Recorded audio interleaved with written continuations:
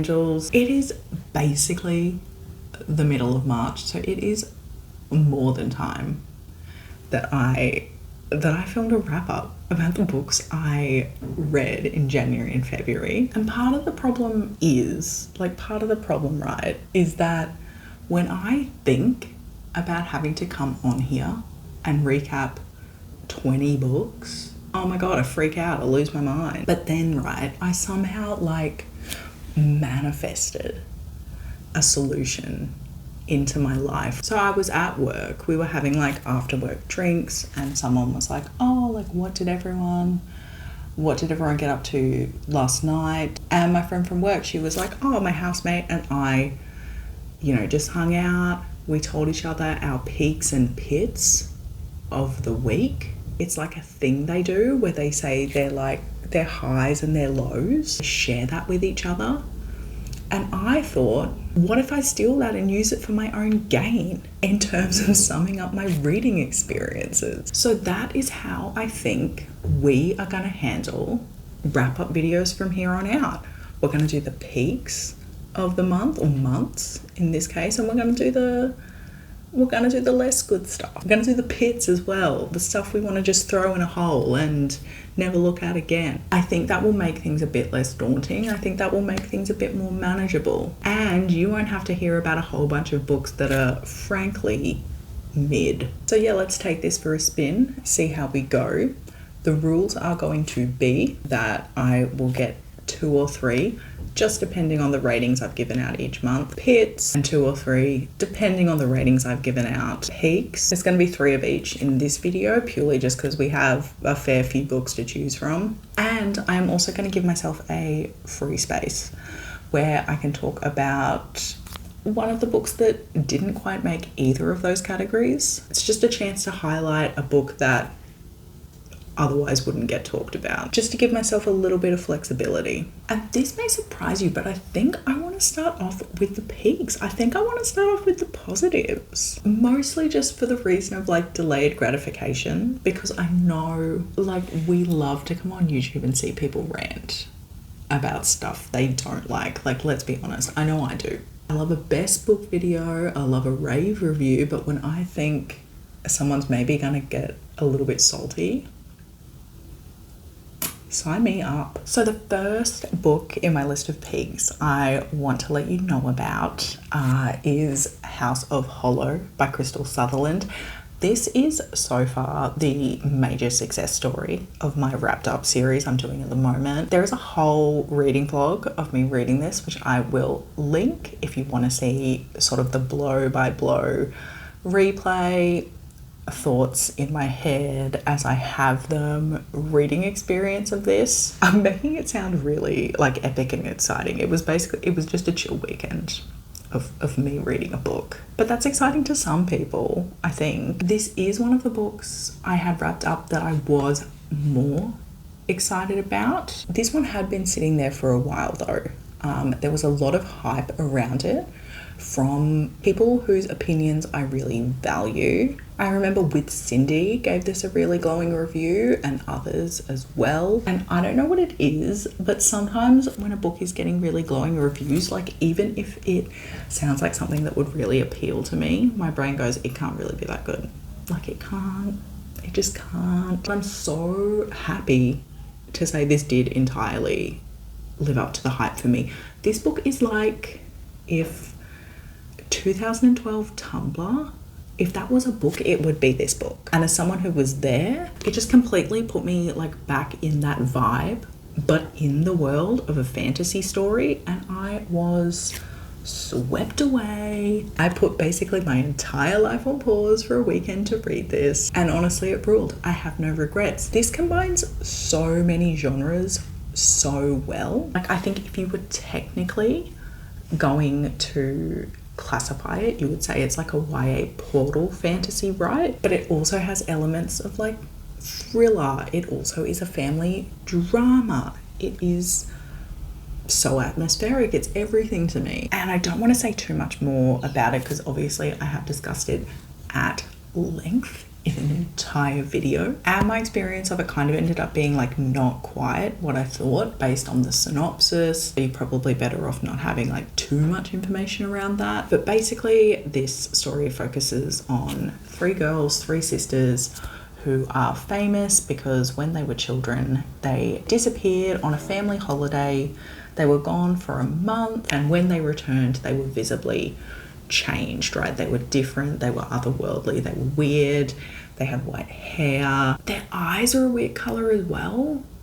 And now I can't remember what it is. I'm going to say they have black eyes now. They're ravenously hungry all the time. They're like ethereally beautiful. There's just a lot going on with them. It's living their best life until one of the sisters, their older sister, goes missing again. And that sort of, starts unraveling the threads about what happened to them when they were kids and where they really were and the mystery behind that. And I don't know what to tell you. I just loved it and I gave it 5 stars.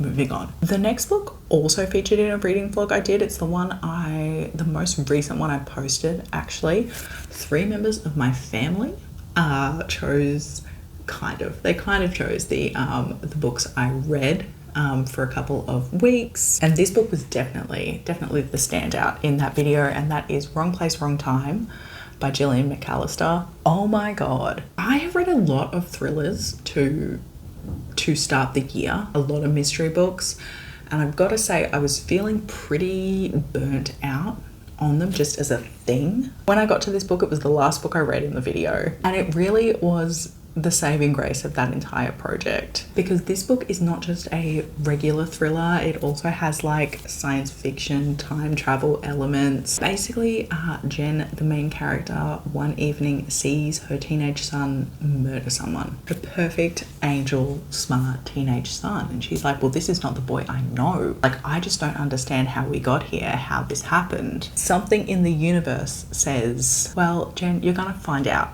You're going to find out how this happened, because when you go to sleep tonight, I am going to take you back a day. Every time you fall asleep, basically, it's going to be the day before.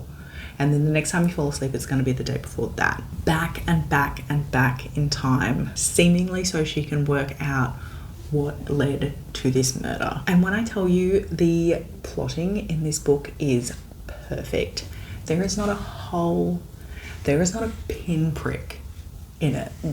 No faults at all with how this is structured. The twists are genuinely, I'm going to use the word bamboozling, okay? They generally had me shook to my core, and it was more than just a story that kept me surprised. It also really got to the heart of, questions about like, how well can we ever really know the people that we love, and just how much like seemingly inconsequential moments in our life have brought us to where we are today. Those are just both things I think we don't take the time to think about all that much, and it's definitely something that sort of made me sit and think about those things. Also just kept me really entertained and kept me turning the pages. Loved it. 5 stars. Want to read everything Gillian McAllister writes from this point onwards. And the last peak book I want to talk about is one I have not brought up in a video yet, and I'm pleased about that. I'm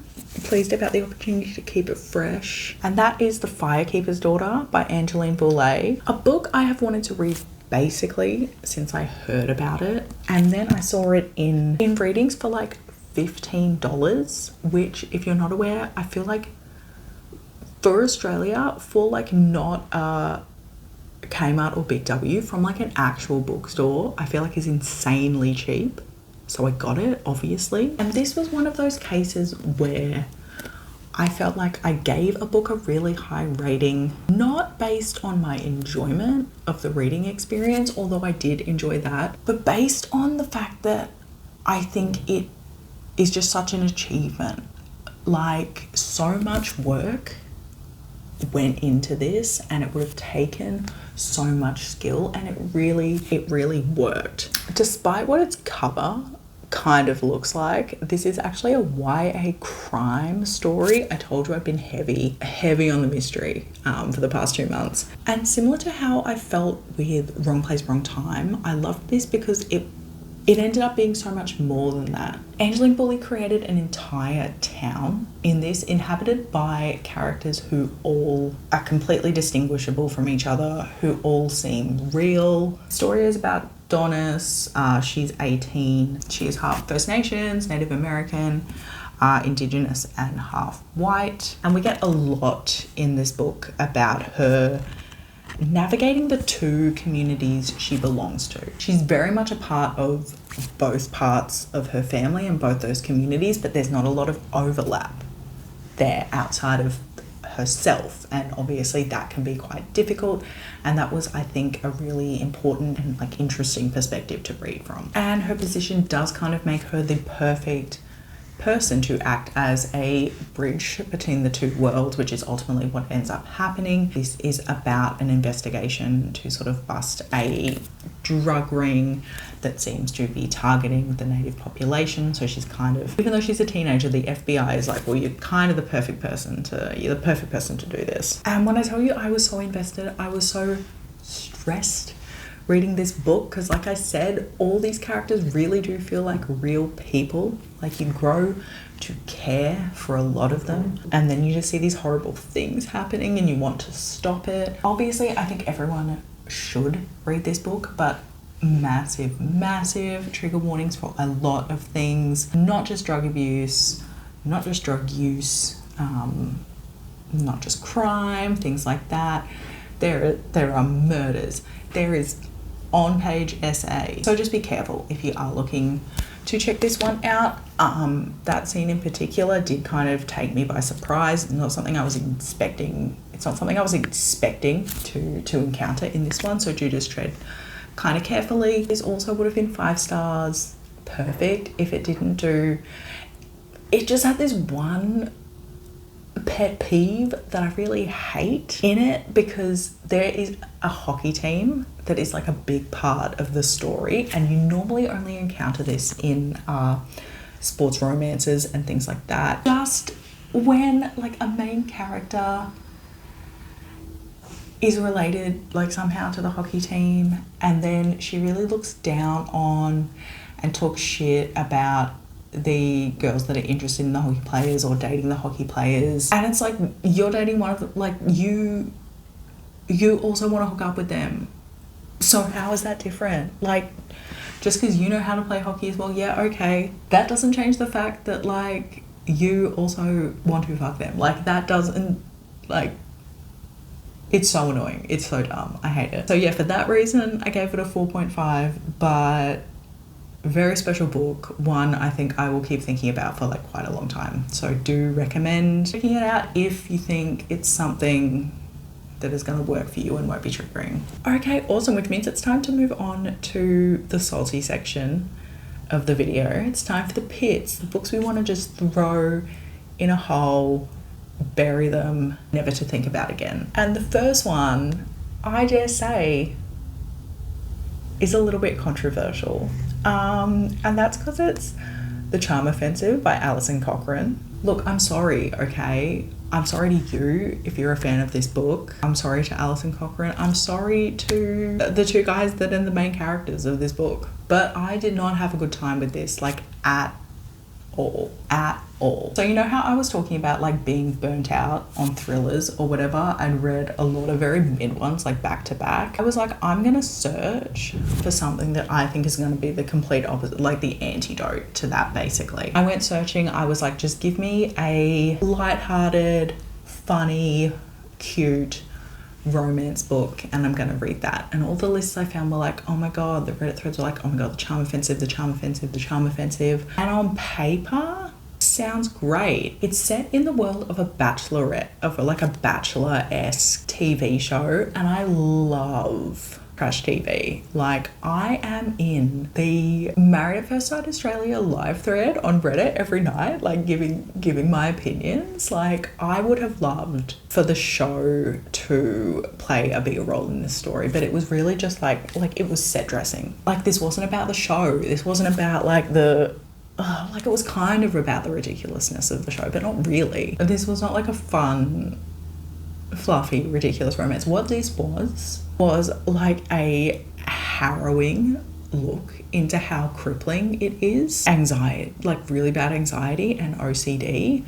And oh my God, the stress I was experiencing trying to read this book. It's a miracle I finished it. I was kind of just like, well, I've read that many books on Everend this month. Better get my money's worth. And I just did want to see it through.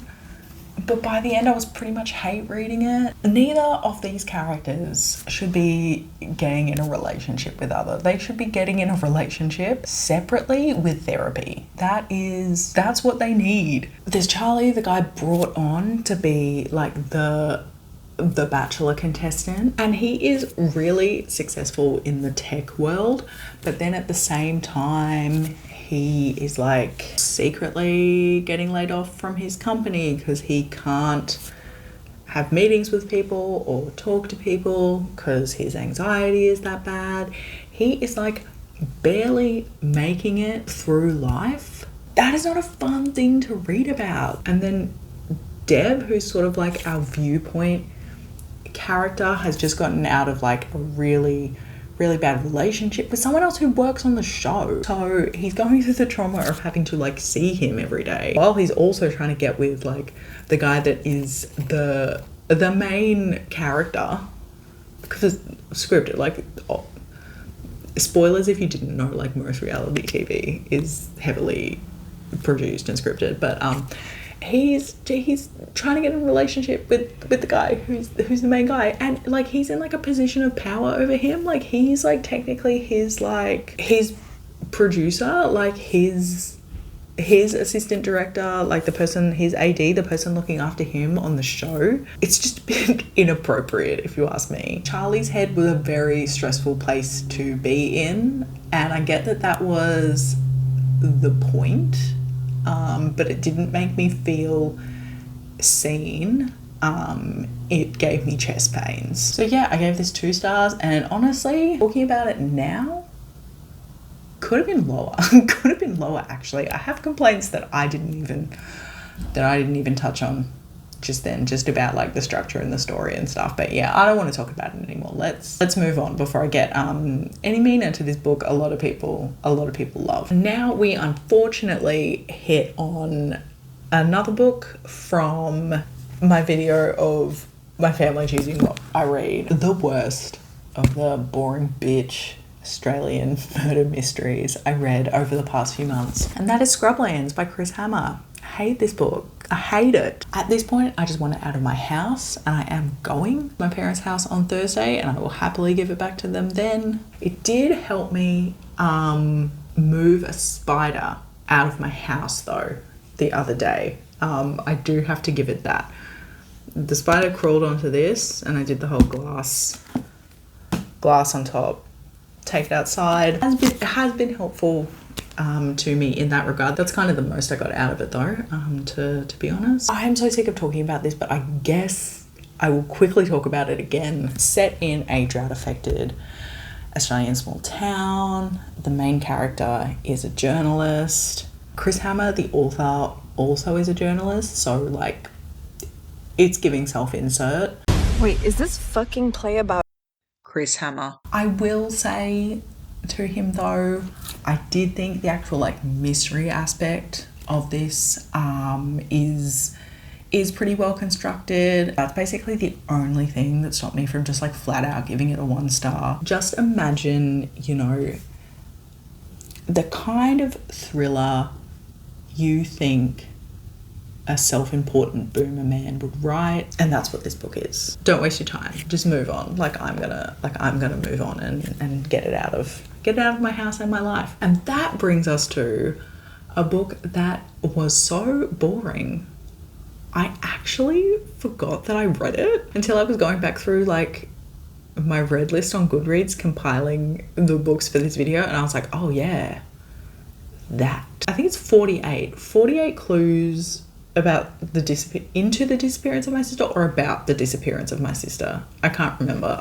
I'll put it here. By Joyce Carol Oates. I had not read a book by Joyce Carol Oates before, and I'm kind of disappointed. And this was like a bit of a case of trying to get the most out of my Everand subscription. This was to cure the hangover caused by the charm offensive, which was supposed to cure the book hangover I already had. For a good part of January, it was just like shit books all the way down. This was like blessedly not that long, which was one of the deciding factors in me reading it. I did listen to it on audio, and the closest thing I can compare it to is when someone is just talking to you like on a tangent and what they're saying is not particularly interesting, and you're just like, cool, okay. That's what listening to this was like for like hours and hours on end. This book is about, you know, a missing person, but it is a much more like literary fiction take on that. There's no real like drive or impetus to solve the mystery. Kind of just like a meditation on having your sister being missing. And for that reason, I did find it quite boring. Again, there was like a single thing that stopped me from giving it 1 star, and that's the fact that I do think like this is quite good, right? Like each chapter is an object or a moment that the main character reflects on, and it's like, oh, does that mean anything? Like the way that you would, I think the way that you would kind of think and ruminate and be like searching for information if someone you were related to did go missing. And then I don't know, it ended up just kind of being like a literary fiction story in like the most derogatory way possible, like the most rich person problems way possible. This might have the most insufferable main character I've encountered ever, potentially. Woe is me. My sister is gone, but everyone, when she was around, everyone liked her so much better than me. Like, I'm the one that's really suffering. And I was like, oh, maybe she left because you're so annoying. Had you considered that? So yeah, I don't know. I am kind of disappointed that this is the first JCO book I read. I do follow her on Twitter, which I really recommend. She's kind of the Azalea Banks of the of literary Twitter, by which I mean she has some outrageous takes on stuff, but she will always have a take, and I think that's what makes her a good follow. Out of left field, I'm like, Joyce, what's going on? And then there's like the toe picture, which like if you know, you know. I did not like this, but I think I'm also like not gonna hold it against her. Like she's like in her 80s. She's written like 63 books or something in her life when I checked on Wikipedia. Like some of those are bound to be flops. She's got Stephen King syndrome. And it's incurable! And that brings me, oh my god, how exciting, to our free space. So this is where I get to talk about, you know, a book I read that might have had like a more middling rating, but that I still think is worth bringing up. So I'm going to do that now. And after much thought, the book I'm gonna tell you about is Madoka, the River Serpent by Julie Jansen, which I read at the end of January for Invasion Day. I don't think I have ever seen anyone talk about this on social media anywhere. A lot of the reviews of it I've seen have been quite middling, and I only gave it a 3.5 stars myself, but I do think there's a lot of things in there to like. Julie Jansen is a poet and a playwright mainly. This book is based off theatre work she had written previously, and I think that really shows. This story is quite vivid in terms of like conjuring a time and place, similar to how it was handled in Firekeeper's Daughter. I think she manages to create like an entire town worth of characters with their own like idiosyncrasies, their own personalities. You get to meet a lot of them, and they're really easy to differentiate from each other and keep straight, because she does make, I think, the people and places in this very, very distinct. I can see this being a movie, and I think it should be one. And it's a book that just takes to task the fact that Western civilization basically has destroyed the environment. Some places, like where this is set in Australia, where that's really obvious, and good on her for calling people out about it. There is a murder and a mystery in this book, but I would almost say like that is not the focus. And I think a lot of like the less than positive reviews may have to do with that. I think people kind of went into this like not really, they went into this expecting something different, I think, than what this book actually delivered. And you know, that was kind of the case for me. I was expecting something a little bit different, but I still think I got a lot out of this, and I was able to sort of like roll with the punches of what she was putting down, because I'm not like a dumb bitch. And also, like, how often do I get the opportunity to read from a middle-aged Indigenous woman's perspective in Australian fiction? Like, basically never. I just really respected, I think, a lot of the ideas put forward in this book, not just about the environmental stuff, but also like about the fact that even police officers that are like seemingly nice still, you know, get drawn in to perpetuating violence in the name of the state. That was pretty cool. And yeah, honestly, I just think a lot of the negative reviews are coming, or the less than favourable reviews, I should say. There wasn't a lot of negative ones, but I think they are coming from the fact that people are kind of approaching this book in the wrong way. It doesn't follow sort of that like mystery solving structure. It doesn't align maybe with what we would consider traditionally like good writing in the West. And who cares? Like honestly, it's more allegorical than that. So what? Oh, it wasn't a clean 3-act structure for you. Like, so what? Who cares? Grow up. So yeah, that is Madoka, the River Serpent by Julie Jansen. That is my free space pick for the month of January and also the month of February, if you can get your hands on it. I'm not sure how available it is everywhere. Yeah, one of my local bookstores had a ton. If you're in Australia, I say it would probably be available via a lot of library services. Yeah, check it out.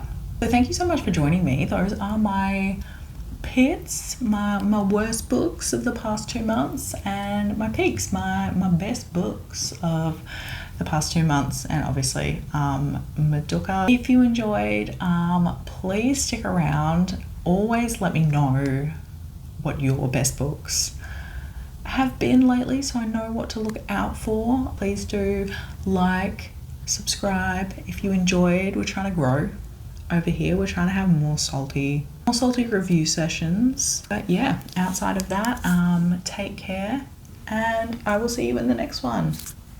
Bye.